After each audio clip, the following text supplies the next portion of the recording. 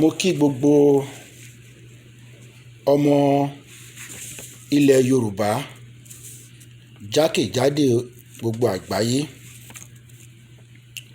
Mo kí àwọn tó wà nílé, mo kí àwọn tó wà lóko, mo sì tún kí àwọn tó wà ní ilẹ̀ òkèèrè tí à ń pè ní diaspora.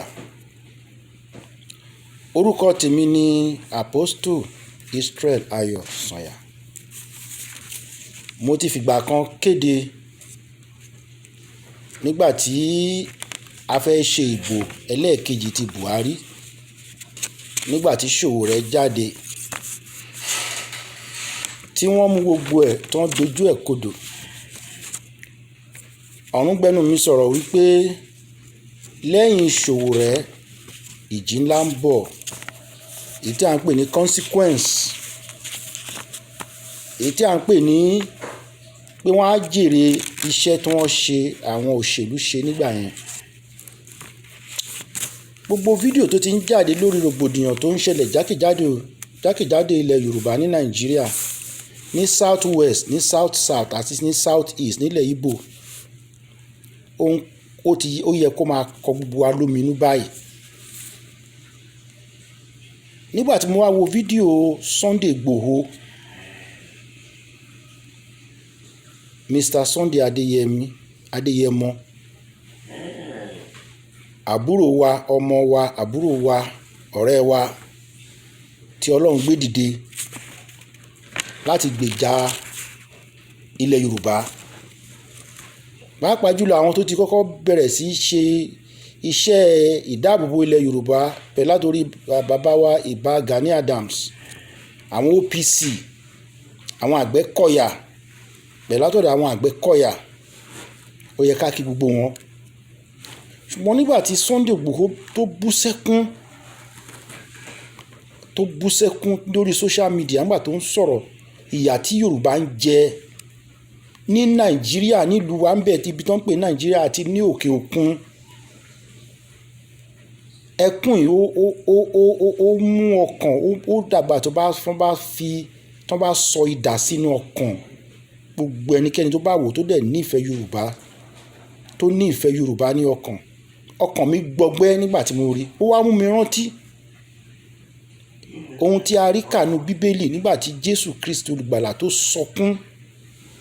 Ó sọkún kíkorò nítorí pé Lásárù ọ̀rẹ́ ẹ̀ kú. Sunday Adéyẹmọ tí a mọ̀ sí Ìgbòho, ó sọkún nítorí pé ó rí ikú tó ń ṣẹlẹ̀ láàrin àwọn Yorùbá tí Fúlàní. Ó sọkún kíkorò. Ó yẹ kí èyí kó jí gbogbo ọmọ Yorùbá dìde. Nígbà tí Jésù sọkún ní ibojì, nígbà tó gbọ́ ikú Lásárù, gbogbo àwọn tó wà láyìíká ńbẹ̀ wọ́n wárìrì ni. Ẹ̀rù bà wọ́n nítorí pé ó nífẹ̀ẹ́ Lásárù débi pé ó dàbí egungun ẹ̀ àti ẹran ara ẹ̀ àti ẹ̀jẹ̀ ara ẹ̀. Bẹ́ẹ̀ nífẹ̀ẹ́ Yorùbá ṣe rí sí Sunday Igboho àti gbogbo àwọn tó ti dìde sẹ́yìn o. Ṣùgbọ́n tí èyí jọ wá lójú. Mo wá fẹ́ mú wa lọ sínú Bíbélì náà, nínú ìwé Jòhánù orí 11 ẹsẹ̀ karùndínlógójì, that is John 11:35. Ẹ jọ̀ọ́ Yorùbá mi ò fi bẹ́ẹ̀ dán mọ́ránmọ́rán, àjọ máa ṣe títí Ọlọ́run máa fi ṣe. Màá kà ní èdè Yorùbá. John 11:35. Ó ní Jésù sọkún. Nígbà náà ni àwọn Júù wípé sáà wò ó bí ó ti fẹ́ràn rẹ̀ tó. Sáà wò ó bí ó ti fẹ́ràn rẹ̀ tó. Tí a bá lọ sẹ́yìn díẹ̀, a rí kà wípé ikú Lásárù ló jẹ́ kí Jésù sọkún bí ẹni rere, ẹni tó wúlò láàrin ìlú, ó dẹ̀ kú. Tí ẹnikẹ́ni tá a bí nílẹ̀ Yorùbá tàbí tó jẹ́ èèyàn ẹlẹ́ran àti ẹ̀jẹ̀, torí bí Fúlàní ṣe ń pa àwọn Yorùbá, tó ń pa àwọn bàbá wọn, àwọn àǹtí, àwọn àbúrò, àwọn ẹ̀gbọ́n wa, àwọn ìyá wa mọ́ oko, tó ń bá arúgbó sùn, tó ń bá ọmọdé sùn, tí ẹgbẹ́ ò sọ nínú ọkàn ẹ̀ tó ní òun fẹ́ máa jẹ lọ́wọ́ àwọn ọ̀tá, ikú gbóná ló máa pa wọ́n.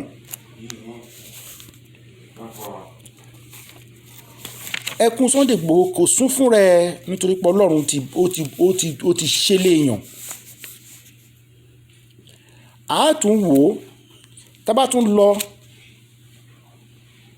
sínú Bíbélì àárí tó ṣẹlẹ̀ ní ti nígbà tí Nehemiah fẹ́ kọ́ nígbà tí wọ́n wó tó di Jẹ́ríkò tó wó tó tí àwọn ọ̀tá ti wó palẹ̀.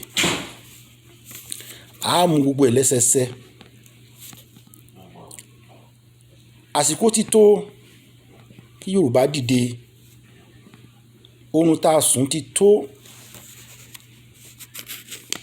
Oorun tá a sùn ó ti tó. tí Yorùbá ò bá dìde ní ìta wà yìí oko ẹrú ni. Ọlọ́run ní sọ wá sínú oko ẹrú Fúlàní.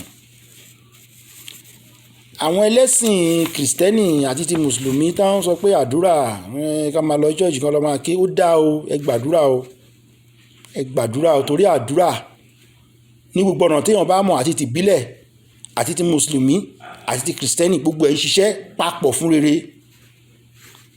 ṣùgbọ́n àwọn tó bá sọ pé ṣọ́ọ̀ṣì nìkan àwẹ̀ nìkan náà fẹ́ lọ máa gbà ẹ jẹ́ ká tọ́ra wa sọ́nà. ẹ jẹ́ ká lọ síbi tí Jésù olùgbàlà fúnra rẹ̀ ti sọ wípé ẹnikẹ́ni tó bá ní àpò tàbí tó bá ní nǹkan tó lè tà tó lọ tà kó fi ra idà. ẹ jẹ́ ká lọ sínú Bíbélì. ẹ jẹ́ ká lọ sínú ìwé Luke 22 verse 36 to 38. ẹ jẹ́ ká gbọ́ nǹkan tó sọ tí Jésù fúnra rẹ̀ tó sọ fáwọn ọmọ ẹ̀yìn ẹ̀ nígbà tó kù díẹ̀ tí wọ́n máa mú un.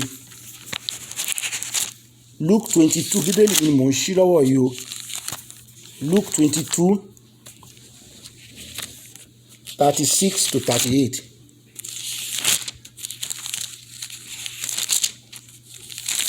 ẹni tó bá rí kó ṣí láti ìwọ tẹ́ jẹ́ Kírísítẹ́nì tẹ́ ní lè ṣe nǹkan kan o, ẹ ṣáà jẹ́ ká máa gbàdúrà o, ẹ ṣáà jẹ́ ká máa lọ ṣọ́ọ̀ṣì o. ó dá o, mi ò ní kò dá o, torí àdúrà ló ń gbàgbára kì í gbà o.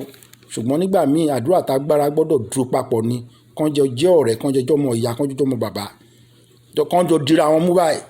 àdúrà àti agbára, torí Jésù fúnra rẹ̀ fìlànà ẹ̀ sílẹ̀. ìwé Lúùkù 22 mo ti débẹ̀ o 36 máa kà ní èdè Yorùbá. ó ní nígbà náà lé ó wí fún wọn pé ṣùgbọ́n nísinsìnyí tá a wà yìí tí ẹni tí ó bá ní àsùnwọ̀n kí ó mú un àti àpò pẹ̀lú. ẹni tí kò bá sì ní idà kí ó ta aṣọ ara ẹ̀ kí ó sì fi ra ọ̀kan. àsìkò ti tó àtọkùnrin àtobìnrin àtọmọdé àti àgbà nílẹ̀ Yorùbá ẹ lọ ra idà sílé. ìwọ tọ́wọ́ ẹ bá lè tẹ ìbọn tó dáa ẹ fi sílé kẹ́ máa retí wọn. tí wọ́n bá ti dé ọ̀dọ̀ yín ẹ má káwọ́ gbénú. ẹ̀yin tẹ́ wà ní gbèríko tẹ́ wà ní oko tẹ́ ń ṣánwọ́ lóko tí Fúlàní máa yọ sí tẹ́ máa dàbí obìnrin ẹ lọ kọ́ bọ́n ṣe ń lo àdá. art of warfare náà ń pè martial art. ẹ̀yin ọ̀dọ́ tẹ́ ń ṣe fọwọ́ tẹ́ ń rìn káàkiri tẹ́ ń jẹun búkà káàkiri tẹ́ ń lọ jẹ ẹ jẹ́ lọ kọ́ bọ́n ṣe ń lo àdá bọ́n ṣe ń jà martial art. àtiwọ́ tó wà lágbónúlé àtọmọdé àtàgbà. ìwọ obìnrin tí ọkọ ẹ bá ń jà tó bá tó ti pẹ̀kí tó ti pàkejì tí kẹta bá yọ látẹ̀yìn ẹ̀ kí wọ́n náà fò sí lẹ́yìn kó gun ládàá kó fi ran ọkọ ẹ lọ́wọ́. àsìkò yẹn là ń lọ yìí. ìwọ tó bá ní aṣọ Jésù ní kó ẹ má pò dání yẹ kẹ má dúrà dání o, kẹ tún mú nǹkan mi dání. bó ṣe ti bílẹ̀ ni bó ṣe tíra ni tó dáa kó di tíra ẹ kí tíra ẹ kó lọ sínú Quran kó wá àwọn àyájọ́ tíra. mo fẹ́ rán yín létí pé àwọn Haúsá máa ń jáyà ṣin. tó bá jáyà ṣin gbogbo ibi tó bá fẹ́ lọ kọ ló máa rẹ̀ wọ́n ni. ìyà ṣin yẹn náà fi mú àwọn Ìgbò ní 1966 torí mo kéré nígbà yẹn mo wà ń bẹ̀ ní Kano. wọ́n fi pa gbogbo Ìgbò. èmi àtàwọn òbí mi àwọn Haúsá tó ń ṣiṣẹ́ fún wa wọ́n pè wá jáde lóru 2 a.m. náà bẹ̀rẹ̀ ní 1966 yẹn mo kéré 2 a.m. náà bẹ̀rẹ̀ làwọn Haúsá tó ń ṣiṣẹ́ fún bàbá mi àti ìyá mi wọ́n jáde wọ́n ní ẹ jáde màmá yò bàbá yò wọ́n rògbòdìyàn ti ṣẹlẹ̀ wọ́n pa àwọn Ìgbò òṣùwọ̀n ẹ máa ṣe Yorùbá wà ní wọ́n dúró tì wá lóru yẹn títí ilẹ̀ fi mọ́. Yorùbá wá ni o, Miadini ni o, Yorùbá wá ni o. Bí mo ṣe ń gbọ́ mo ìrántí dè ní dọ́là. Nǹkan tó ń bà mí lẹ́rù tí mi fi lọ sílẹ̀ Haúsá mọ́ nìyẹn over 50 years. Yorùbá wá ni Miadini ni o, Yorùbá wá ni o, ẹlẹ́sìn ni wọ́n o. Mo ṣe gbogbo àwọn tó kọjá tó mú àdá dání, àdá àti àáké tó mọ́ra dé ó ń rìn fún ẹ̀jẹ̀. Àwọn Ìgbò tó wà lẹ́yìn kúlé wa ìgbé oró là ń gbọ́ tó ń gé wọn lórí, tó ń gé wọn lẹ́sẹ̀, tó ń gé wọn lápá, tó ń pa wọn mọ́ bathroom, tó ń pa ẹ̀ǹkúlé wa báyìí náà wà ní Sábóngèrì. Mo wà ń gbà yẹn là ń gbé pẹ̀lú bàbá mi àti ìyá mi. Sábóngèrì là ń gbé. Gbogbo wa adi òkúta ni lóru yẹn tó à ń gbọ́ ìgbé oró wọ́n ṣe ń ṣá wọn.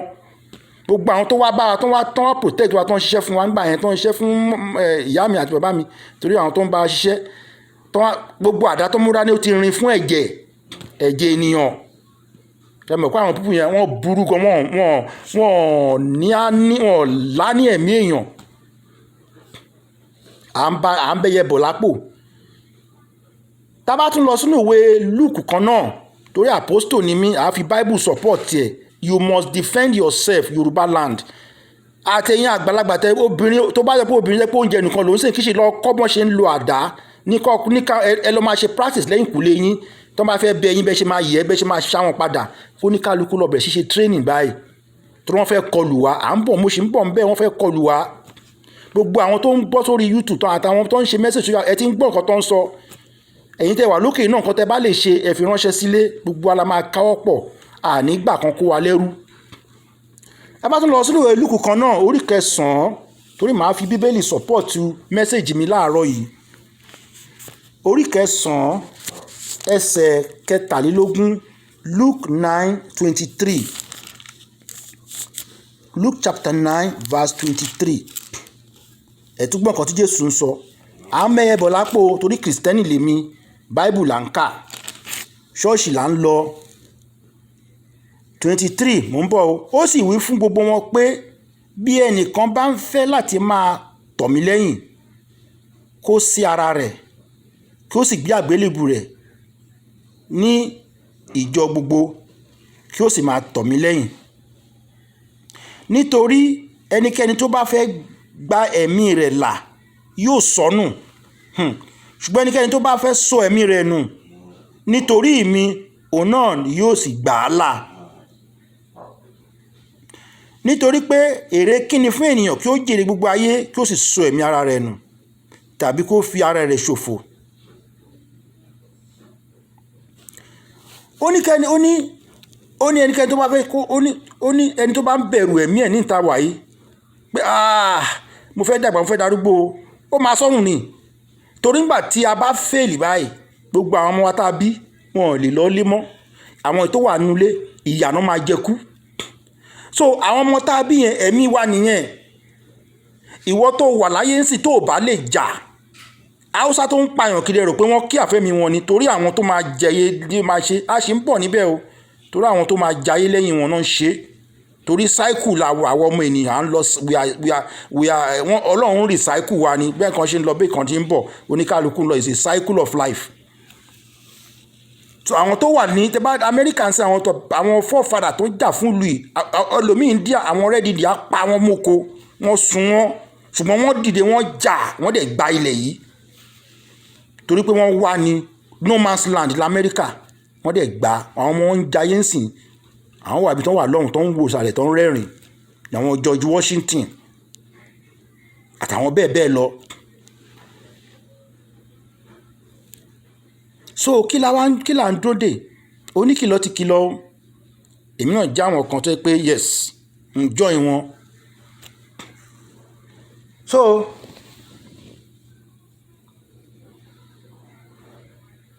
àwọn lọ sínú ìwé Matthew 10:34. Matthew 10:34. Jésù ló ń sọ̀rọ̀ yìí o. Ó ní ìwọ tó bá fẹ́ gba ẹ̀mí ẹ̀ là ní ìta wa, ó ní wàá sọnù tọmọtọmọ, wàá sọ ìbílẹ̀ wa nù, wàá sọ àwọn ọmọ nù. Matthew 10:34 ká tún gbọ́ nǹkan tó tún sọ ń bẹ̀ o. Ó ní ẹ má ṣe rò pé èmi wá láti rán àlàáfíà sí ayé, èmi kò wá rán àlàáfíà o bí kò ṣe idà. mo wá láti yọ idà ló mú wá, kò sí gentility mọ́ Yorùbá, ọmọlúàbí ni wá, ṣùgbọ́n àsìkò ogun la wà yìí. Ìwọ tó bá gentle ní ìta wà pé aláfẹ́ ni ní fàájì ni mí, wọ́n á gba fàájì ẹ lọ́wọ́ ẹ̀, wọ́n á pa ẹ́ dànù. Jésù ni ó ní òun wá láti ṣe, ó ní idà ló rán wá ní àsìkò yìí o, àsìkò àlàáfíà wà, àsìkò idà wà, àsìkò kúkú wà. Bíbélì gan sọ fún wa nínú ìwé Proverb, there is season for everything. Àsìkò fàájì tún padà bọ̀, gbogbo ẹ̀yin tẹ́ ń ṣe patí, tẹ́ ń jẹ káàkiri, tẹ́ ń jẹran ògúnfe kiri, tí ogun bá ka yín mú, you are done for. Wọ́n ti surround wa. Ẹ rántí pé wọ́n sọ pé rúgà, wọ́n ní àwọn málà, àwọn súlà ni wọ́n dìde ní house ní Abuja pé wọ́n fẹ́ gba ilẹ̀ káàkiri Nàìjíríà fáwọn Fúlàní kan máa fi ṣe rúgà wọn. Gbogbo ilẹ̀ ìbílẹ̀ Yorùbá àti Ìgbò gbogbo ọdì ni wọ́n náà gbà. Ẹ mọ̀ pé ìdí nìyẹn tí Buhari ò fi sọ̀rọ̀ mọ́. Wọ́n ti rán wọn lábẹ́lẹ̀ bí kán máa gbà by force, pé ṣé àfẹ́ fi rúgà lẹ̀ ní lálàáfíà, àwọn máa gbà pẹ̀lú agbára. Rúgà náà sì ń gbà lọ́wọ́ báyìí. Pé Buhari ò sọ̀rọ̀, nǹkan tó fi sọ̀rọ̀ nìyẹn. Òun náà ń bínú, ó ń bá wa jà pé kébẹ́ náà gba rúgà fóun, tẹ́ bá gbà ní ẹ̀rọ gbà lélẹ̀ ni, kò ní sọ̀rọ̀, kò ní sọ pé tó máa ti mú àwọn Fúlàní ẹnìkan fi wọ́n sílẹ̀, because wọ́n ní agenda rúgà ni.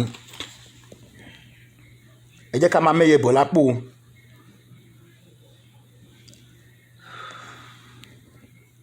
Tẹ́bá tún wọlé ẹnìkan á sọ mi pé nígbà tí Jésù sọ bí kán lọ ta aṣọ kán fi ra idà, ṣebí nínú ìwé Matthew 26 verse 52, ṣebí Jésù tún sọ pé ẹnikẹ́ni tó bá gbé idà, ipa idà la máa fi pa. Ẹ jẹ́ ká túmọ̀ ẹ̀ fúnra wa, káwọn oní bíbélì, àwọn tí wọ́n dorí bíbélì kodò kan tó tún dìde báyìí. Matthew àtúmọ̀ ẹ̀ fúnra wa nǹkan tí Jésù sọ ń bẹ̀ yẹn. Jésù fúnra ẹ̀ ló ní pé kán ta aṣọ wọn kán lọ fi ra idà, nígbà kan tó di pé ó kù díẹ̀ kan mú, ó mọ̀ kó máa gbóná fáwọn ọmọ ẹ̀yìn, ó mọ̀ kó ọ̀ ní jẹ́ kí wọ́n fulfill mission Ọlọ́run nínú ayé, wọ́n máa pa wọ́n kópa lójú ọ̀nà ní. So kó ní kálukú lọ ra idà kan, káwọn náà defend ara wọn, kí ìrìn àjò yẹn kó lè parí sébùté tó dáa, kí àwọn èèyàn lè mọ̀ òun, kó lè mọ iṣẹ́ tọ́lọ́run náà òun. So ẹ defend ara yẹn, má jẹ́ kán pa yín sójú ọ̀nà yẹn, má jẹ́ kán pa yín kógo òun kó tó búyọ. Ẹ wo Matthew 26:52, màá kà fún yín nǹkan tó túmọ̀ sí. Torí bẹ́ẹ̀ tí Jésù sọ pé, nígbà náà ni Jésù wí fún wọn pé, fi idà rẹ sí ipò rẹ̀, nítorí pé gbogbo àwọn tí ó bá mú idà ni yóò ti ipa idà ṣègbé. Ní èdè òyìnbó ní put up again, only again thy sword into his place, for all they that take the sword shall perish with the sword. Ó ní àwọn tó bá ti ipa idà, ó ní ipa idà náà máa fi ṣègbé. Àwọn olóńsọ yẹn, ókè, àwọn tó bá gbé dàdá ní tó ń bọ̀ ń sìn, báwo náà ṣe fẹ́ ṣègbé tí wọn náà bá fi dà, ìwọ tó jẹ́ tọlọ́run tó fi dà, tó jẹ́ òótọ́ tó fi dà pàdé wọn kó pa wọ́n dànù, ìwọ ló máa jẹ́ kán ṣègbé. Ó ní ṣùgbọ́n nígbà àlàáfíà fi idà ẹ sí àyè ẹ̀, tí ogun bá dé yọ idà ẹ kó fi defend ara ẹ. Ó ní torí gbogbo àwọn tó ń tọ́ pé láìsí ogun láìsí nǹkan, àwọn Fúlàní yẹn tó ń gbé idà kiri, nípa idà náà máa ṣègbé. Àwọn olóde máa jẹ́ kán ṣègbé, wọn kò dédé ṣègbé fúnra wọn, dédé parun. Idà ọkàn lè mú rẹ̀ kó pa wọn. Ẹ̀yin tẹ́ ẹ jẹ́ tọlọ́run tí Jésù ní ẹ lọ ta aṣọ yín kẹ́ fi ra idà, ẹ̀yin lọ́lọ́run máa fún yín ní agbára, àti Muslim àti Kìrìsìtẹ́nì àti tìbílẹ̀. Ọlọ́run ó máa gbé ẹ̀mí kan wọ̀ wá tó yẹ pé tọ́ bá ti ń bọ̀ báyìí fúfú lẹ̀lẹ̀, ó máa sọ wọ́n di ọ̀dẹ̀ ni, wọ́n máa para wọn ṣeré ni, àwa náà máa bẹ̀rẹ̀ sí pa wọ́n. Tí ẹ bá gbọ́ nílẹ̀ kan ní area kan tó jẹ́ ilẹ̀ tí àwọn Muslim ti occupy, sí àwọn Christian ló níbẹ̀, Iran, olórúkọ yẹn, màá rántí orúkọ yẹn ń sìn kí n tó ṣe program yìí tán. Christian ní gbogbo bẹ̀, Christian ní gbogbo wọn, ṣùgbọ́n pàtàkì àwọn Muslim bẹ̀rẹ̀ ti dé, wọ́n gbà wọ́n mọ́ra, àwọn Fúlàní, àwọn ẹ̀yà Fúlàní náà ni wọ́n gbà wọ́n mọ́ra, wọ́n ń ṣàyẹ̀sí wọn, wọ́n wà hospitable, wọ́n tọ́jú wọn. Àwọn yẹn rí pé wọ́n ti kó sí wọn lára tán, wọ́n yọ ìbọn, wọ́n bẹ̀rẹ̀ sí pa, wọ́n pa gbogbo wọn. 20% ló kù ní area yẹn ń sìn. ẹni tó bá rántí ìlú yẹn á jẹ́ mi ní á support mi. 20% Kristẹni wọ́n pa wọ́n tán ni because wọ́n káwọ́ gbénú, wọ́n ń ṣe ọlọ́run àlàáfíà lọ́lọ́run fẹ́. àwọn ò ní lọ àtàkì wọn, ṣùgbọ́n tó bá àtàkì wa á defend ara wa. We are not against Fulanis that are living peacefully. àwa ní àtàkì àwọn Fúlàní tó ń bá wa ń gbé lálàáfíà tọ́wọ́n dẹ̀ lòdì sí Odùduwà nation. ṣùgbọ́n àwọn Fúlàní tó bá wá láti àtàkì wa á defend ara wa against wọn, á pa wọn kan tó pa wá. ìyẹn ló wà fún. This broadcast is not to preach hatred. It's not to preach carnage. It's not to preach war.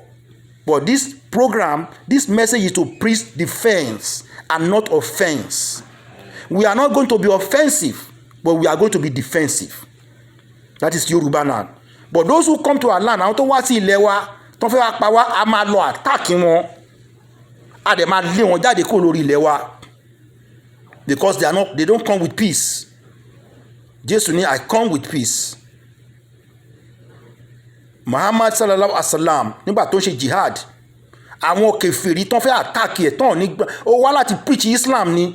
àwọn tó máa gbà kó gbà, ṣùgbọ́n àwọn kèfèrí tán wá fẹ́ pa á, tán lépa àwọn àtàwọn ọmọ yẹn, ó gbógun tì wọ́n ni, ó gba ilẹ̀ wọn lé wọn dànù. ó wá in peace láti preach Islam. kò wá láti pa ẹnikẹ́ni by force kó pé àwọn ọbọ òrìṣà tó wà ń bẹ̀ kò kọ́kọ́ dédé attack wọn, àwọn olókọ́kọ́ attack ẹ̀. so tí Fúlàní bá wá pẹ̀lú peace, tá bá wá attack wọn àwọn náà kó defend ara wọn. ṣùgbọ́n tó bá gbógun wọn, tó ń pa, tó ń rape àwọn ọmọ wa nígbó, tó jẹ́ pé bá wọn lọ sóko mọ́, tó jẹ́ káwọn ìyá wa tó máa má wọn ìyàwó wa, tó máa rape wọn lójú ọkọ wọn, tó máa pa àwọn ìyá wa sẹ́yìn gbogbo, tó máa pín ẹran wọn.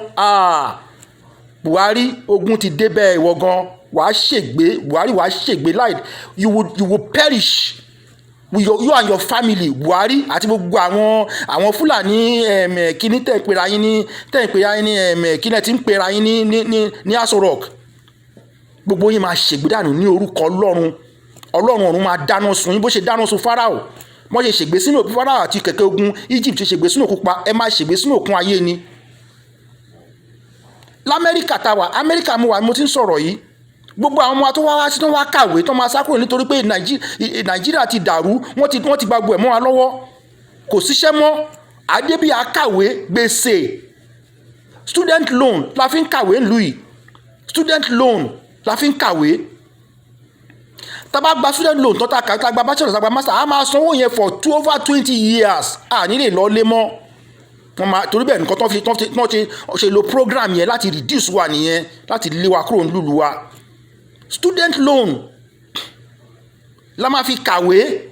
whereas Fúlàní wọ́n á fowó gọ́ọ̀mẹ̀ntì ràn lè rí Haúsá kan ní Amẹ́ríkà kàbí tó ń ṣe kínní, owó ìjọba náà máa fi ràn wá sí school. tó bá ti parí school tán, owó wa látọ̀ ń kó láti south, láti port wa, láti náà máa fi ràn wọn wá sí school ní Amẹ́ríkà àti Europe àti London àti everywhere. tó máa kàwé tó wá padà lọ sí Nàìjíríà, wọ́n á fún wọn níṣẹ́ straight away. ẹ wo ọmọ 40 years tó fi jẹ lórí EFCC ní Nàìjíríà. 16 years ago ló ti wà nínú EFCC. is 40, káyọ̀ 40 kúrò ní 16, èló ló kù?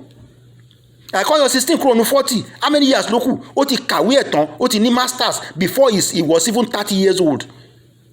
wọ́n ti bẹ̀rẹ̀ sí nọ̀chọ́ ẹ̀ sódà kó lè gba ipò ńlá. àwọn ọmọ wa wà ń bí, wọ́n ní masters wà ń bí, taxi náà ẹ lọ sí Chicago, ibẹ̀ ni mo gbé for 8 years. Kàbí là ń wà Kàbí. èmi tí mo bá ń sọ̀rọ̀ doctorate program mi mò ń ṣe lọ́wọ́. kí irú iṣẹ́ wo mò ń ṣe? iṣẹ́ káfàtọ̀ káfàgbẹ́. ẹ lọ àwọn ní masters degree in all fields of education. Kàbí taxi náà wà níbi iṣẹ́ because wọn ò ríṣẹ́ l'Amẹ́ríkà. àwọn ọmọ Amẹ́ríkà gan tó ń gba masters gan, àwọn náà ń gbé síbi iṣẹ́ wọn. àwọn àjèjì wá sí ọ̀dọ̀ wa, wọ́n gba port mọ́ wa lọ́wọ́, wọ́n gba police mọ́ wa lọ́wọ́, wọ́n gba airport mọ́ wa lọ́wọ́. kàkà bẹ́ẹ̀ kan tún ní pa àtúndákẹ́ àtúnmọ́ àwọn ọjà, wọ́n tún wá fẹ́ máa gba ilẹ̀ wa, kọ́ máa pa kọ́ máa. ẹ rí i pé ìwọ̀sí yẹn wọ́n fi ọ̀bọ lọ̀ wá, wọ́n fi nù wá lẹ́nu. Yorùbá ẹ jí. ẹ̀yin ọba wa, ẹ̀yin politician wa, tí ẹ bá lajú kẹ́ wo ikú òjijì gbogbo yín máa kú pátápátá, àti ìrandíran yín ọ̀run máa pa yín bó ṣe pa Pharaoh àti àtàwọn àwọn ọba burú tó ń gbógun ti Israeli. ọba Báṣánì, ọba Ògù, ọlọ́run pa wọ́n run ni. iṣẹ́ gẹ́gẹ́ bí Sunday Igboho ṣe sọ, iṣẹ́ kíṣẹ́ là ń ṣe ń bí. àwọn tó jẹ́ nọ́ọ̀sì gan wọ́n á fa overtime títí wọ́n á fẹ́ kú. àwọn tó ti kú New York gbọ́, àwọn náà sọ pé wọ́n máa fàṣẹ kan tó lè make iye tó máa fi jẹ́ èèyàn from one job to the other ni. tẹ bá ń gbọ́ nọ́ọ̀sì kì í ṣe basics, kì í ṣe owó tó ń gbà ló ń tó wọn. overtime wọ́n ń fà káàkiri, overtime from one job, from one agency to another, from hospital, from one nursing home to another. lóníkàlùkù ń lọ tán tí ń faṣẹ́ tó fi make ẹ̀. tẹ máa rò kán make ẹ̀. àwọn tó ń faṣẹ́ gidi gan ẹ̀rí wọ́n máa faṣẹ́ o. ẹlòmíì iṣẹ́ méjì iṣẹ́ mẹ́ta ló ń ṣe. àṣekú iṣẹ́, adarúgbó tán sì di iṣẹ́. ọmọ 40 years láti darúgbó. àìsàn oríṣiríṣi ń kọ́. àwọn málà Haúsá Fúlàní ẹ̀ lè rí wọn bì, àárí wọn bí kàn faṣẹ́. èmi ti wà nílùú 25 years, mi ò pàdé Haúsá rí níbi iṣẹ́ mi. mo dẹ̀ ti lọ káàkiri ìlú tí mo ti gbé lamẹ́ríkà sí àti lé ní 10 láwọn states, from one state to the other àti lé ní 10. mi ò pàdé Haúsá kan bẹ́ẹ̀ rí. kò dẹ̀ sí iṣẹ́ tá àti ìṣe. mo ti ṣiṣẹ́ kàbí, mo ti ṣiṣẹ́ rúbà, mo ti ṣiṣẹ́ ìjọba, mo ti ṣiṣẹ́ ti state government. mi ò pàdé Haúsá rí. àwọn olóde máa dídì gọ́ọ̀mẹ̀, wọ́n máa kó millions, wọ́n máa fa scrapers, wọ́n máa ra ilé ńlá, wọ́n máa ra ilẹ̀, wọ́n máa jayé at our own expense. wọ́n fẹ́ jẹ wa, wọ́n fi ń gbéra. àsìkò wa tó, ìwọ wa tó jẹ́ Yorùbá ẹ wá náà aláìmọ̀ wọn. ikú ló máa pa yín múlẹ̀, máa pa yín múlẹ̀ Odùduwà. ó máa pa gbogbo ẹ̀yin politician yẹn. àtọ̀randíran yín kò ní jẹ́ yín nìkan, ó láti ìran kìíní títí ìran kẹrin. ilẹ̀ Odùduwà máa pa yín, ìmùlẹ̀ Odùduwà ẹ máa ṣègbè dànù ni. ẹ ní rí bá ti ṣe ìrọ́nà gbégbà. àṣẹ ọjọ́ lọ́jọ́ fi ń yọ, àṣẹ ònòrùn fi ń ràn. èmi Apostle Israel Ayọ̀sànyà ló ń sọ̀rọ̀. ẹ̀jẹ̀ Israel wà lára mi, ẹ̀jẹ̀ Odùduwà wà lára mi. ó ti sún wa, ó ti rẹ̀ wá. málà Fúlàní ẹ kẹ́rù yín kẹ́ lọ. ọ̀bẹ́ ẹ̀kọ́ ẹ máa bẹ́ nǹkan tó máa ṣẹlẹ̀ sí yẹn ní láìkẹ́.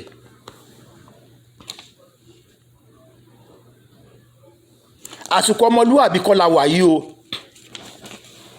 àsìkò gentleman kọ́ la wà yìí o. gbogbo ẹ̀yin ọ̀dọ́ ní Ìkòròdú, lẹ́kọ̀ọ́, Àgbọ̀wá, Ìjẹ̀bú, Ìbàdàn, Ọ̀yọ́, Èkìtì, Ìjẹ̀ṣà, Oǹdó, gbogbo ibi kẹta bá wà nílẹ̀ Yorùbá ẹ gbọ́ mẹ́sẹ̀jì tí mo ń sọ yìí.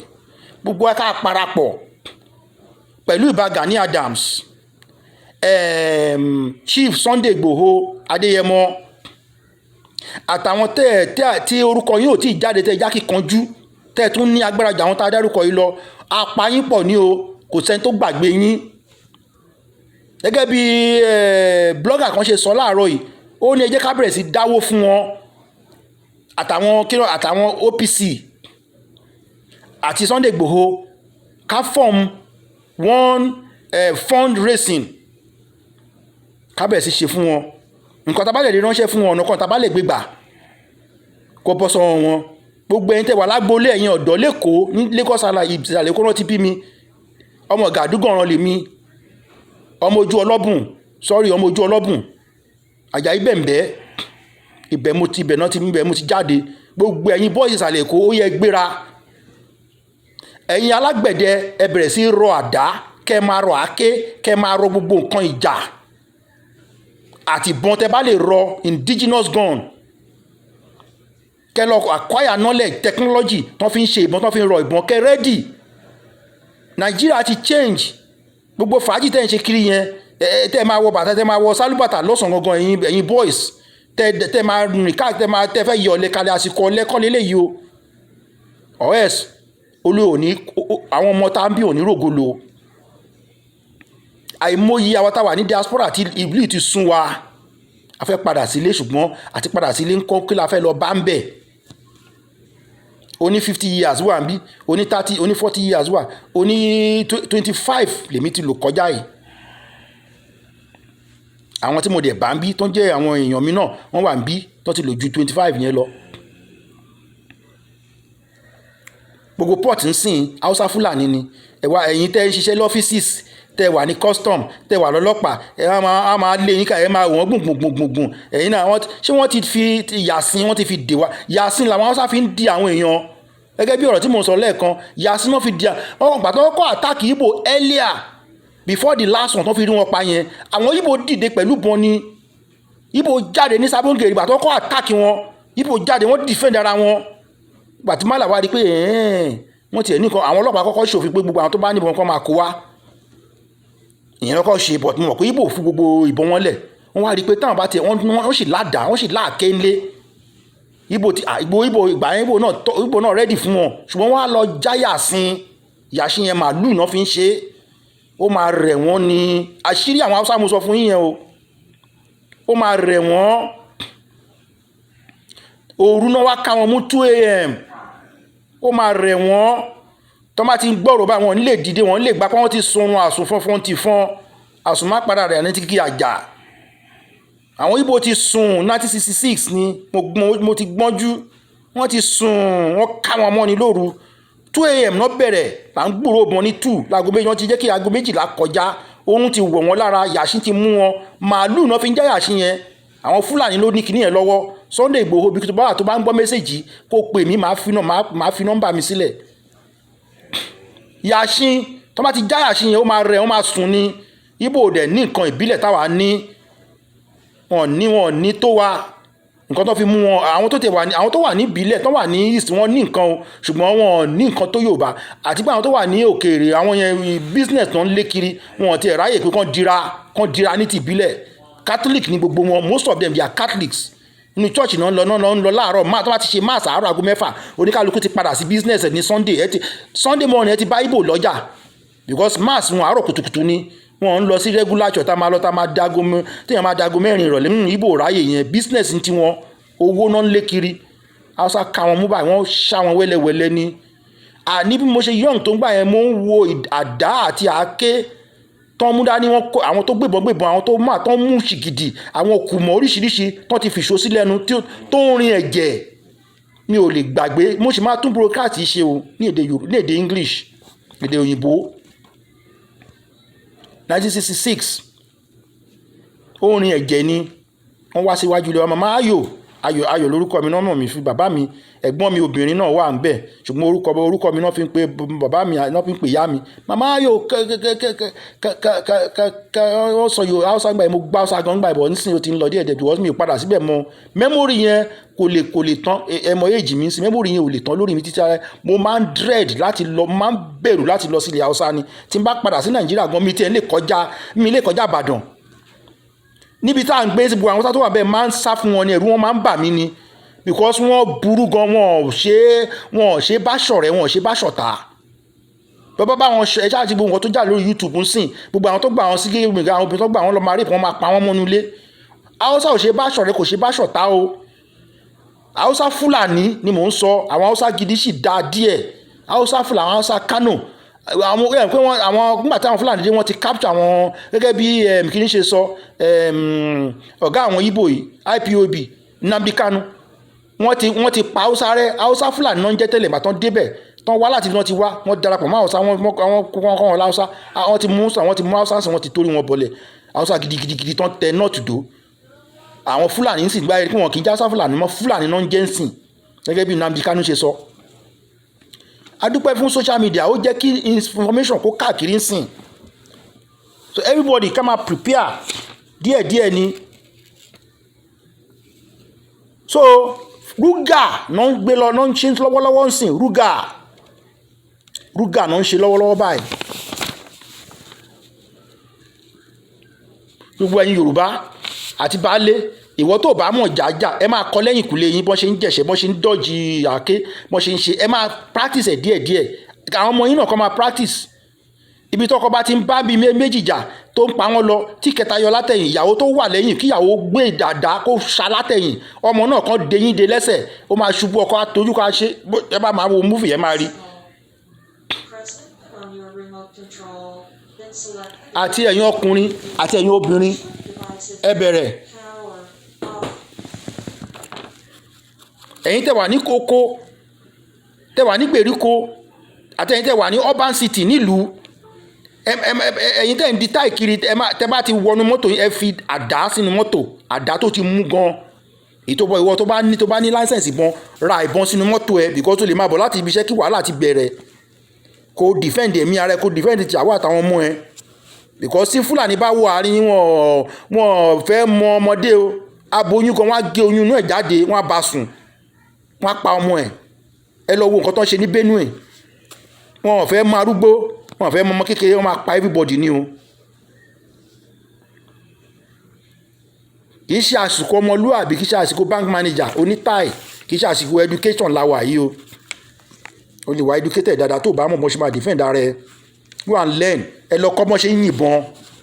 Every citizen Yorùbá land, ẹ kọ́ bọ́n ṣe ẹ bẹ̀rẹ̀ pẹ̀lú dengon, kẹ́ máa fi practice bọ́n ṣe ń yìnbọn, level, target, bọ́n ṣe ń target kínní. Ẹ̀yin ọmọ kéékèèké tẹ̀ wá lẹ́yìnkùlé, ẹ lọ káàfù igi, kẹ́ máa fi kọ́ bọ́n ṣe ń out of warfare situation ìlà wà ń sìn. Abátúndé ẹ jẹ́ kí n tún lọ sínú Bible torí apostle ni mí, kí apostle ló ń preach ìjà yìí. Ń bo ló wà? Amẹ́ríkà ni mò ń gbé o, mo dẹ̀ máa wálé dáadáa. Apostle tó ń preach ẹ lọ sí Nehemiah 14, ìwé Nehemiah chapter 4 verse 17. Nehemiah, gbogbo wa la mọ̀ nǹkan tó ṣẹlẹ̀ nígbà yẹn o. Nehemiah chapter 4 verse 17. Nígbà tí wàhálà dé, tán bí Yorùbá ṣe káwọ́ gbenú làwọn Júù ṣe káwọ́ gbenú gbà yẹn. Táwọn ọ̀tá dé, àwọn sójà nìkan náà filẹ̀.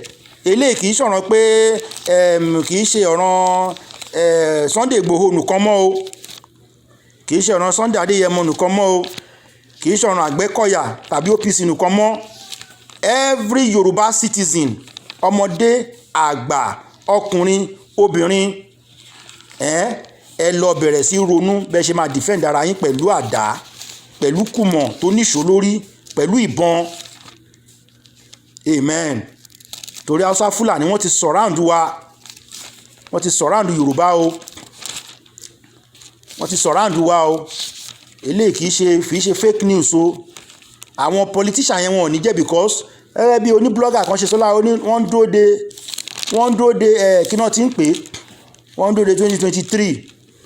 Àwọn Fúlàní dẹ̀ ti mọ̀ wọ́n ń lo ọgbọ́n ète àtàyínìke fún wa. Wọ́n ti sọ̀dọ̀ àwọn politician yẹn pé wọ́n máa push wọn expectation, wọ́n máa gbé expectation síwájú wọn so that wọ́n á fi hàn, wọ́n á máa underground, wọ́n á bẹ̀rẹ̀ sí ní capture wa díẹ̀díẹ̀, wọ́n á capture ilẹ̀ wa. So by 2020 ìjọba adébàtẹ́ nìkan bá dún pé kinní kan, wọ́n á kàn dàrú ni, wọ́n á ní káwọn military take over tàbí káwọn ti take over gan. Gbogbo àwọn Boko Haram tó ń release yẹn, wọ́n ń dá wọn padà sínú military so that àwọn náà máa lò láti invade the south. Wọ́n á ní is a conquered territory, àwọn ti conquer wa. So gbogbo àwọn tó bá kù wọ́n di slave wọn nìyẹn. Tí international community bá dé dìde pé ẹ ṣe báyìí, á ní yes is a war, àwọn dìde ìjà sí wa, àwọn náà dé adé conquer wọn. So it's a capture territory. Ẹ wo ilẹ̀ tí Israel capture ń sìn ní Palestinian area, wọn Israel release ẹ̀ mọ́. Àwọn Palestinian ń jàjà kí Israel release ilẹ̀ yẹn. Israel nínú it was a war territory, wọ́n capture ẹni during the war, so àwọn ò lè release ẹ̀. Ṣé ó tún wá tán? So ilẹ̀ tí Fúlàní bá gbà ní south west àti south east, wọn ò ní release ẹ̀ o after peace. So wọ́n máa so kò bá yẹn àdẹ̀ ní nation mọ́ because ó níye ibi ilẹ̀ ṣe máa rí àti báwọn èèyàn ṣe máa pọ̀ tó máa fi jẹ́ nation. So a máa wà under àwọn perpetually ni. So it is better we wake up now. Amen. Láti mọ̀ ilé àdúrà pẹ̀lú o nǹkan ìbílẹ̀ táwọn bàbá wa fi lẹ̀ àtàdúrà àti Quran, Al-Quran àtàwọn tírà tó gbóná. Gbogbo ẹ̀yin àfà Ọ̀yọ́, gbogbo ẹ̀yin àfà Òṣogbo, gbogbo ẹ̀yin àfà Èkó, gbogbo ẹ̀yin àfà Ìjẹ̀bú, gbogbo ẹ̀yin àfà Èkìtì, gbogbo ẹ̀yin àfà Ìjẹ̀ṣà, gbogbo ẹ̀yin àfà Ìlọrin, ẹ di tírà fáwọn ọmọ yín. Àwọn tírà àyájọ́ tó gbóná gan, àwọn tírà tó yẹ pé ayẹta tírà ó wà nínú Al-Quran, àwọn àyájọ́ wà ń bẹ̀. Ẹ dẹ̀ di àwọn nǹkan tó yẹ pé tó bá jọ já yàṣin wọn, yàṣin tó máa ń já, tó máa fi pa màálù, tó máa fi tọ àwọn èèyàn dáadọ́ wá ní rẹ̀, tó bá ti já yàṣin yẹn kò ní ràn wá, kò ní ràn àwọn ọ̀dọ́ yín. Ẹ di àwọn ọmọ ọkùnrin yín, àwọn ọmọbìnrin yín àtọmọdé yẹn, ẹ dì wọ́n lámùrè, ẹ dì wọ́n ní àmùrè àdúrà. Ẹ̀yin pásítọ̀ náà, gbogbo nǹkan tó wà nù Psalm, agbára wà nù Psalm, agbára wà nù Bible. Ẹ pò sínú òróró, ẹ pò sínú omi kan, ẹ gbé fún wọn mu. Ẹ mọ̀ pé omi ayẹta náà wà, òróró ayẹta wà. Àwọn nǹkan tẹ́ lè kánú Bíbélì, especially ẹ̀yin aládùúrà tẹ́ gbóná yẹn, ẹ̀yin kérúbù àti séráfù àti sẹ̀lẹ̀ ẹ mọ ibi tí àṣẹ wà nínú bíbélì tẹ́ lè kọ sínú ìwé tẹ́ máa dì tẹ́ máa gbé fáwọn èèyàn kan gbé sára èyí tẹ́ máa dì sínú kírọ̀sì tẹ́ máa dì sínú òrùka òkúgbẹ́ wà nínú bíbélì ọlọ́run tó pàṣẹ fún Mósè tó ní kó lọ gé igi nígbà tí omi korò tó ní kó gé igi kó ju igi yẹn sínú odò mara á dùn padà ṣé ọlọ́run náà kò mọ̀ pé kí Mósè kan gbàdúrà lásán ni gbomi náà àwọn nǹkan ilẹ̀ a lè fi kúnlẹ̀ tí bá fi irin lu irin á dáhùn ọlọ́run pàṣẹ fún Èlíjà ó ní pé kó bu iyọ̀ sínú àwo pọ̀kọ́ kó dà sínú odò tó korò yẹn tán lè mu ó dà sínú ọ ní ìlú yìí dára ṣùgbọ́n omi ò dáa lẹ́sẹ̀kẹsẹ̀ omi tó burú omi tó ń pààyàn ó dẹ̀ di omi àlàáfíà amen. So bó ṣe rí nìyẹn Nehemiah 4 verse 17 máa kà fún yín sìn. Ó ní àwọn tí mọ odi àwọn tí ń ru ẹrù àtàwọn tó sì ń di ẹrù olúkúlùkù wọ́n ń fi ọwọ́ rẹ̀ kan ṣe iṣẹ́ wọ́n sì fi ọwọ́ kejì di ohun ìjà wọn mú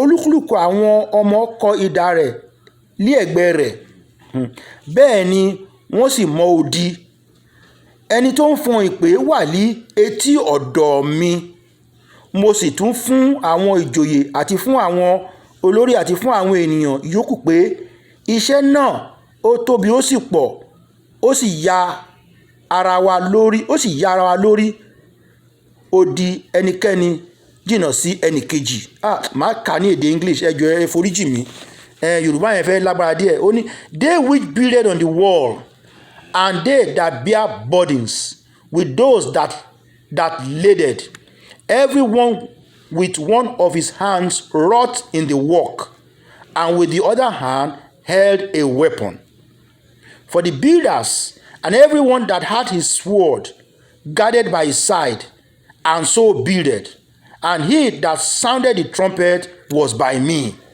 So àwọn tó ń fún ìpè dúró tógun bá ti ń bọ̀ gbogbo ẹ̀yin OPC ẹ̀yin Àgbẹ̀kọ̀yà àti gbogbo ẹ̀yin tẹ̀ ń tẹ̀lé Sunday Igboho ẹ di àwọn ọmọ yín lámùrè ẹ dì wọ́n lágbára kẹ́ jẹ́ kán finú àwọn gbogbo bọ́dà wa kán lọ ṣe shelter síbẹ̀ sentries ẹran àwọn sentries kẹ́dẹ̀ supply needs wọn àwọn sentries ló máa fún àwọn jagunjagun lọ́wọ́ tó bá ti rí àwọn Fúlàní tán wá with war kẹ́ prepare kẹ́ attack wọn tó bá wá with peace kán ṣe agreement pẹ̀lú wọn kán dẹ̀ máa live with peace and láti sísìn lọ kí Yorùbá má túra lẹ̀ mọ́ títí ayé yìí máa fi parẹ́ because àárín ọ̀tá la wà ẹ wo Israel ń sìn ọ̀tá ló yí wọn ká in the midst of Muslim nations ọ̀tá ló yí wọn ká so wọ́n fìgbà kan dúró àtọmọdé àtobìnrin àtọkùnrin àtobìnrin àtọmọdé àtàgbà ní Israel ní sójà ni wọ́n láti kékeré wọ́n ti ń train wọn títí wọ́n máa dàgbà wọ́n máa lọ serve so borders wọn nísìnyí Israel ti ní nuclear weapon technology kí Yorùbá bẹ̀rẹ̀ sí think about technology so àmì ìfẹ́ ká gbé ènìyàn púpọ̀ nígbàtí Nehemiah tọ́lọ́run ní kó lọ tún odi tán ti wó nígbà Ọlọ́run ní ṣe tiwa bẹ́ẹ̀ o ọ̀hún ní da ilẹ̀ Yorùbá rú kọ́ta gba ilẹ̀ Yorùbá kánṣẹ̀ fún máa lọ máa tún kọ́ odi táwọn ọ̀tá dé tán wó palẹ̀ nígbàtí Israẹli kún fún ìdẹ̀ra àti fún ẹ̀ṣẹ̀ ọ̀tá wọ àárín wọn ó dẹ̀ mú wọn balẹ̀ so Ọlọ́run wá rán Nehemiah kó lọ tún odi náà kọ́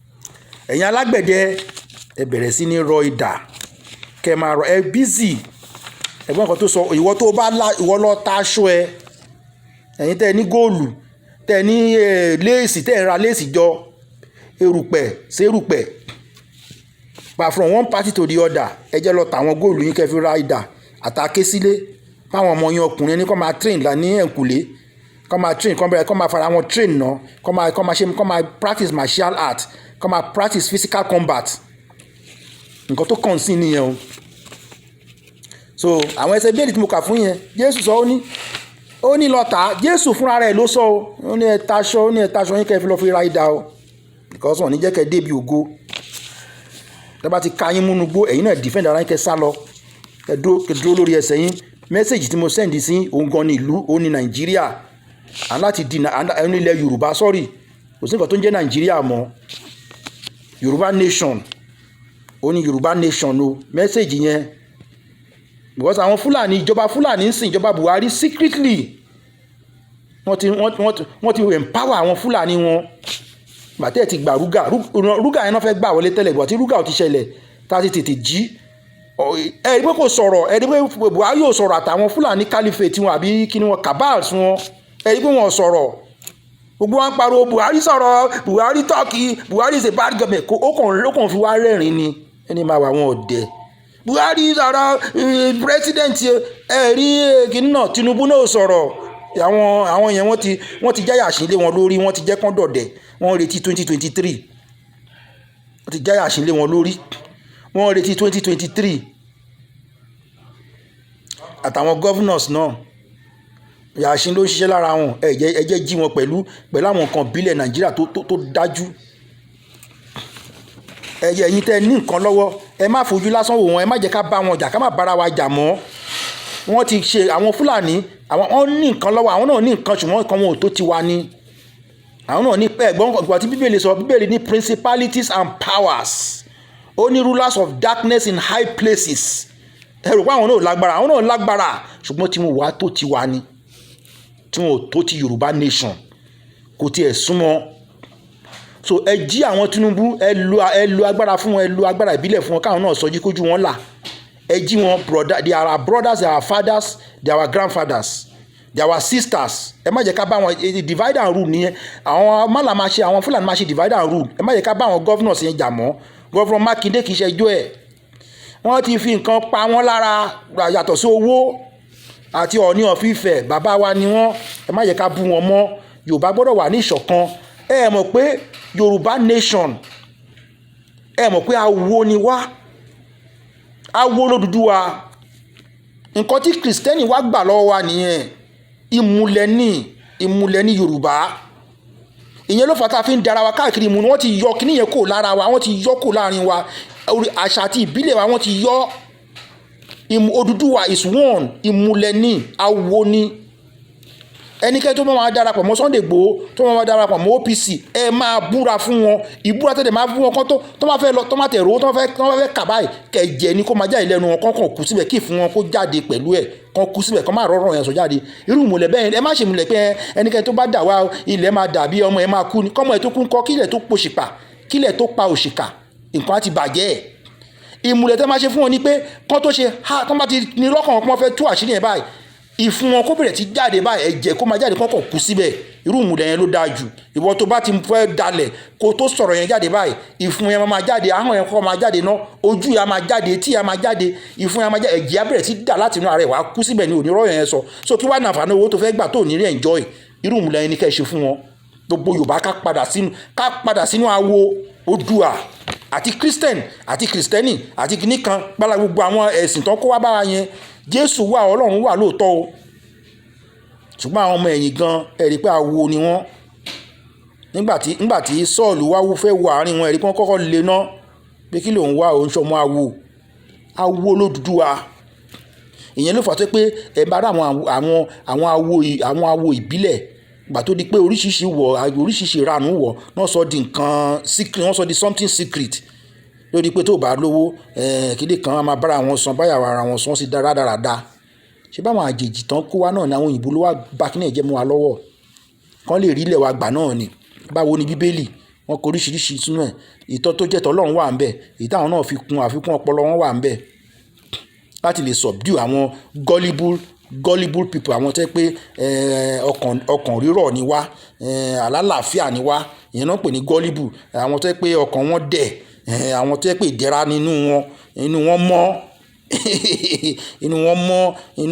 inú wọn dẹ̀pẹ̀ díẹ̀ dẹ̀pẹ̀ dáríyè wọ́n pè ní lóyìnbó ń pè ní gullible àwọn tó yẹ pé àwọn maga Haúsá ti rí wa pé maga ni wá wọ́n bá ti fowó díẹ̀ ìgbà tí wọ́n pa Abíọ́lá ìgbà tí wọ́n débẹ̀ tán lọ ń jà kíní kan Yorùbá máa dàrú tán fi portfolio dollars sí Ali must go àbí Ghana must go dollars wọ́n gbélé wọn lọ́wọ́ $2 million wọ́n yí ẹnu padà ni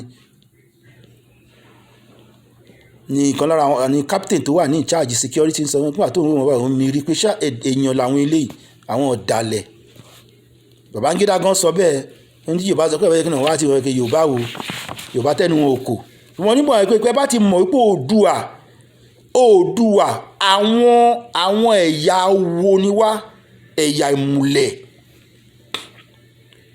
tẹ bá múlẹ̀ fọmọ Yorùbá ń sìn tó bá pé nǹkan tó jẹ́ kí Yorùbá dàrú pé tó bá gbọmọ Yorùbá síbi iṣẹ́ òun gan ló máa lé ẹ jáde gbọ́ kò sí ìmùlẹ̀ mọ́ ìyẹn ló fà tí ilé ayé Yorùbá ọ̀pọ̀lọpọ̀ Yorùbá ilé ayé dàrú mọ́ wa lọ́wọ́ ẹlòmíì gan dé Amẹ́ríkà bí tán dé ìlú òyìnbó 30 years 40 years wọn rádaràdà náà ń bá kiri nítorí pé kí ni ìmùlẹ̀ ń yọ wọ́n lẹ́nu ìmùlẹ̀ ń yọ everybody lẹ́nu awo ń yọ wá lẹ́nu Oòduà awo ni ìfẹ́ awo nínú ìfẹ́ kan gẹ́gẹ́ bí Sunday Igboho ṣe sọ ṣùgbọ́n torí pé ìfẹ́ awo ni ìfẹ́ tó bá nífẹ̀ẹ́ èèyàn wà nú awo pẹ̀lú ẹ̀ nìyẹn o lè dá o lè ṣe bí sí àlàáfíà ló máa wá nítorí pé o mọ̀ pé ìfẹ́ yẹn awo ni ìfẹ́ yẹn ní pé awo lọ́run ìgbà tí Lucifer tó fẹ́ já ó fẹ́ ba awo jẹ́ Ọlọ́run ò ṣépè fún ìmùlẹ̀ ló ń da ìlú sí ló ń da Satan láàmú ló sọ dẹranko ó da ìmùlẹ̀ ni gbogbo Yorùbá tó ń da ìmùlẹ̀ wo bí láìfù wá ṣe rí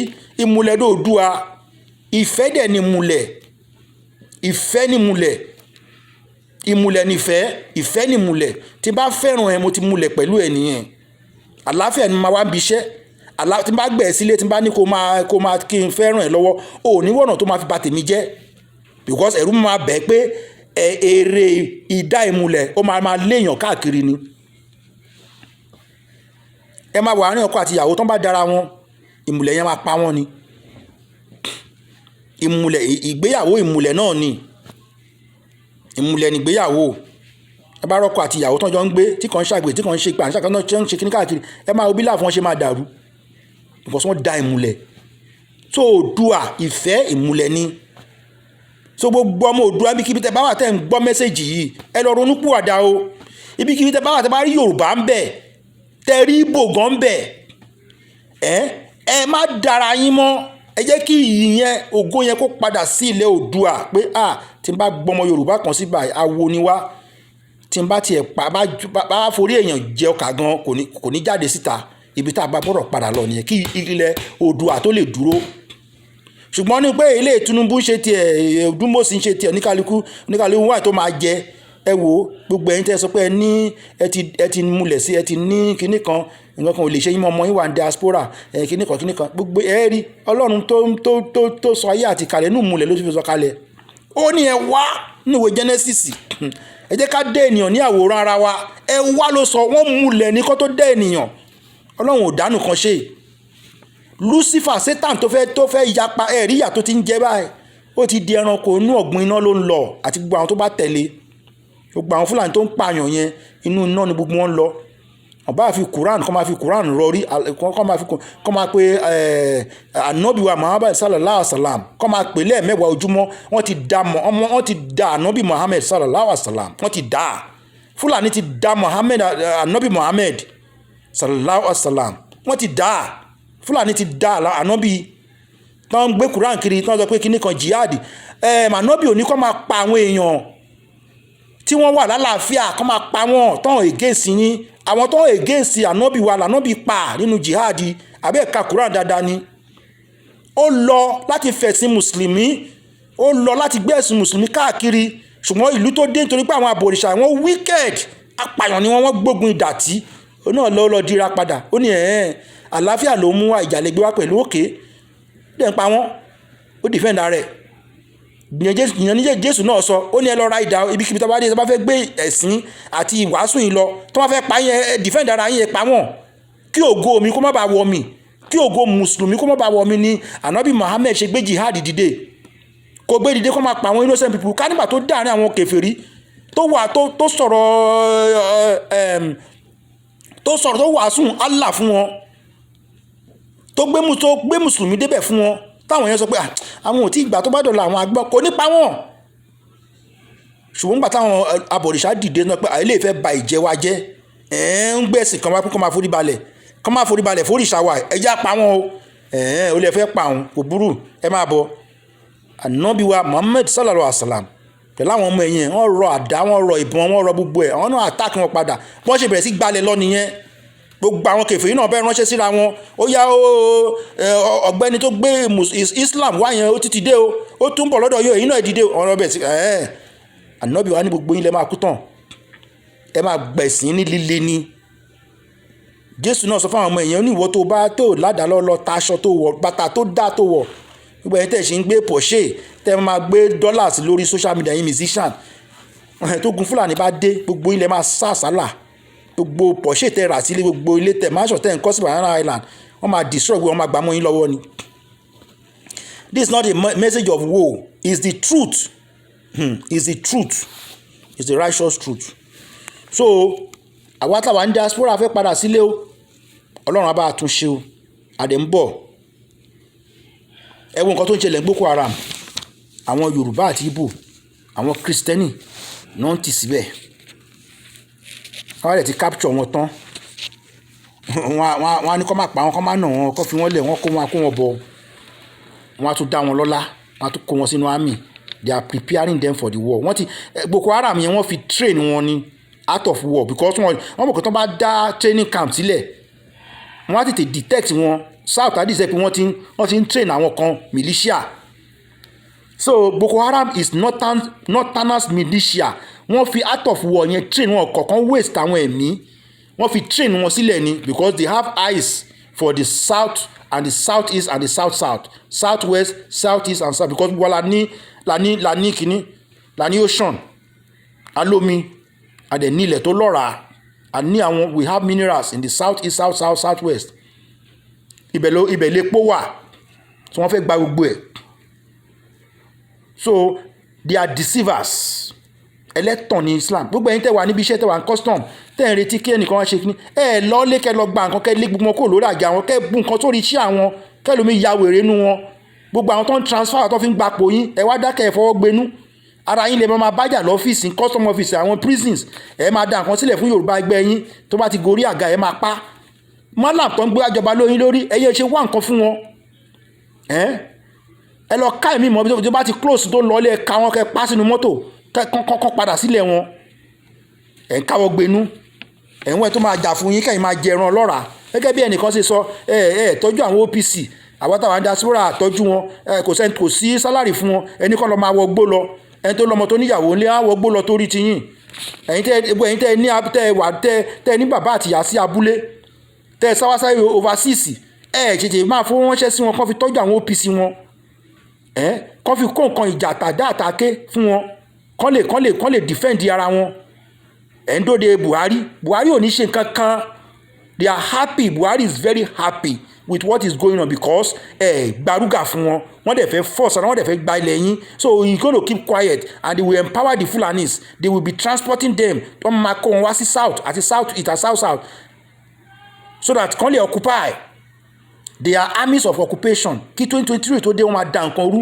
ìwọ Tinubu ò ní rípò yẹn jẹ it's not a ẹwọ àwọn wòlíì ti sọ ìjì tòdodo wòlíì tó sọ fún ẹ pé nǹkan kan máa ṣẹlẹ̀ nílé àkọ́bí ẹ máa kú pé àwọn èèyàn kan ó tún sọ fún ẹ pé ìyàwó ẹ wọ́n tún jíṣẹ́ fún ó tètè gbàgbọ́ bàbá wa Abíọ́lá wọ́n sọ fún kó má lọ dìbò yẹn wọ́n ti sọ fún ìyàwó ẹ náà ìyàwó ẹ first wife ẹ kìlọ̀ fún kó má dìbò kó má ṣe politics pé because ẹ̀yin ò ní da ǹjẹ́ kò ṣẹlẹ̀ ǹjẹ́ òṣèpá tó fẹ́ pa Abíọ́lá sí àwọn Yorùbá tó ń ṣe kíní àwọn kọ́lọ́ tún lọ gbowó lórí ẹ̀ Tinubu wọ́n sọ fún ẹ bàbá wa lè jẹ́ èjì kan náà lè mú pẹ̀lú ẹ̀jọ́ máa jẹ́ but I will respect you as a statesman wọ́n ti rí ìran yẹn ti rí pé kò má ṣe é they will kill you Fulani they don't have no mercy no they don't have no commitment to anybody apart from themselves wọn ní àdéhùn pẹ̀lú ẹnikẹ́ni tí bá ṣe fúlẹ̀ nù ẹgbẹ́ wọn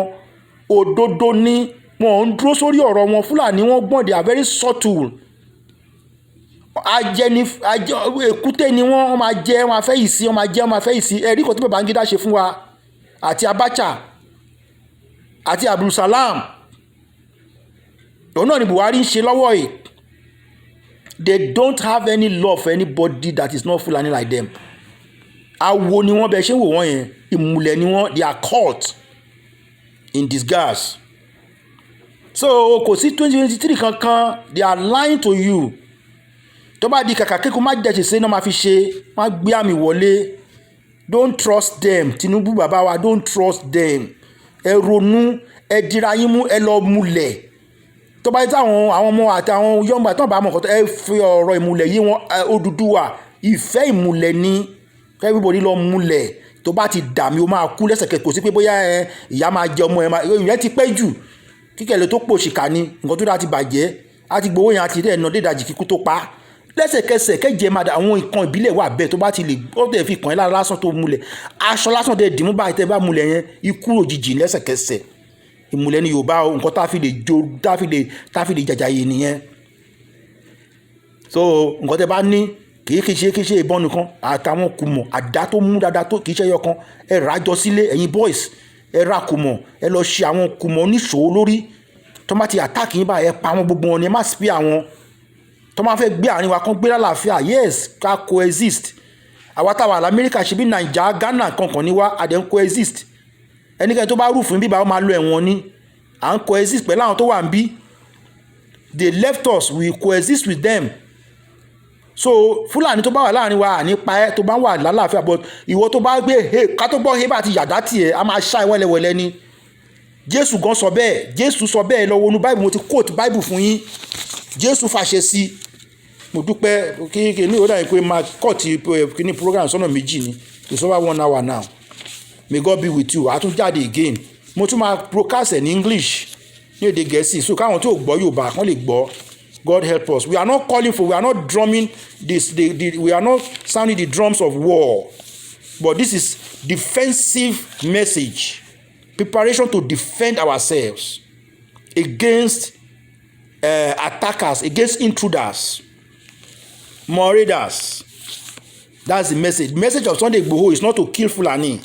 The message of OPC is not to kill Fulani. The message of Agbekoya is not to kill Fulani. The message is to defend our people from the hand of the murderers. Buhari, you are a murderer, the chief of the murderers, and all your cabals, your secret actually into it too.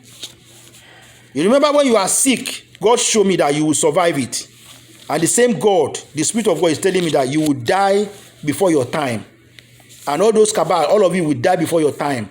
If you do not stop your plan, your evil plan to invade the southwest, southeast, if you don't want to live in peace and enjoy the resources you have in the north, which can even propel you, you can even become anything with whatever you have there. May God be with us. Thank you. Ọ̀lẹ́ ṣé púpọ̀ ẹ̀yin èèyàn wa ẹ̀yin Yorùbá Odùa gbè wá o Ọlọ́run á gbè wá lẹ́yìn o mo dẹ̀ tún gbàdúrà fún Chief Sunday Igboho Adéyẹmọ àti bàbá wa Ìgà Bani Adams mo lè ju ẹ lọ́jọ́ orí o because I won't expose my age náà ti pẹ́ láyé but you are still our father because Ọlọ́run ti fi ń ṣolórí ẹ̀yin bàbá wa ní of Ifẹ̀ Àwùjalẹ̀ Aláàfin of Ọ̀yọ́ Ṣọ̀ún of Ògbómọ̀ṣọ́ Olúbàdàn of Ìbàdàn Ọba Akiolu of Lagos bàbá wa Agúnléjìká of Ìjẹ̀ṣà land Èwí of Adó Èkìtì gbogbo ẹ̀yin ọba Oǹdó gbogbo ẹ̀yin ọba lọ́ba tẹ́ wà nílẹ̀ Yorùbá mo kí yín gan ọ̀run Odùa gbè wá ọ̀run á gbè wá o ó dàbọ̀ nígbà kan náà thank you.